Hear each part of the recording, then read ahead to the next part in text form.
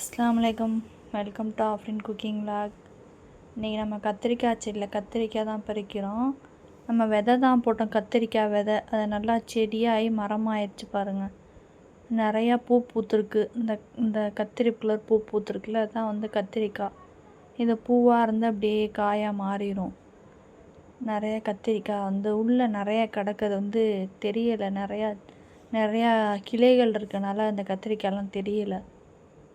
நம்ம இப்போ வந்து எல்லா கத்திரிக்காயும் நம்ம வந்து பெருக்கிறோம். ஏன்னா ரொம்ப முத்துற ஸ்டேஜுக்கு வந்துடுச்சு.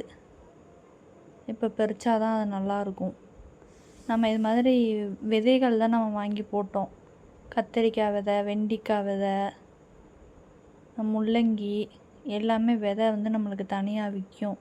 அதை வாங்கி நம்ம ஒரு பாக்ஸில் வந்து அந்த விதையை போட்டு லைட்டாக தண்ணி தெளித்து வச்சோம்னா ஒரு 2 நாளில் வந்து அது துளுத்து வந்துடும். அதுக்கப்புறம் நம்ம வந்து இந்த மாதிரி பேக்லேயோ இல்லை மண்ணுலேயோ நம்ம ஊண்டி வச்சோம்னா அழகா செடி மாதிரி வந்துடும்.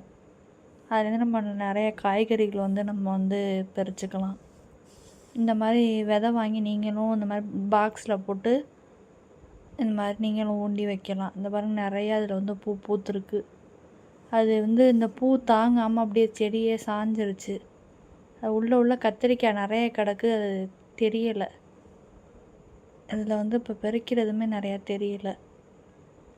இந்த கத்திரிக்காய் வந்து சூப்பராக இருக்கும் டேஸ்ட்டு. நம்ம பிச்ச கத்திரிக்காய் அதில் இருக்குது பாருங்கள். நிறையா கத்திரிக்காய் வந்து பிஞ்சாகவும் இருக்குது. ஆனால் நம்ம விதை வாங்கி போட்டோம்னா எல்லாமே நம்மளுக்கு காய்கறி நிறையா அறுவடை பண்ணலாம். என் வீடியோ பிடிச்சா லைக் பண்ணுங்கள்.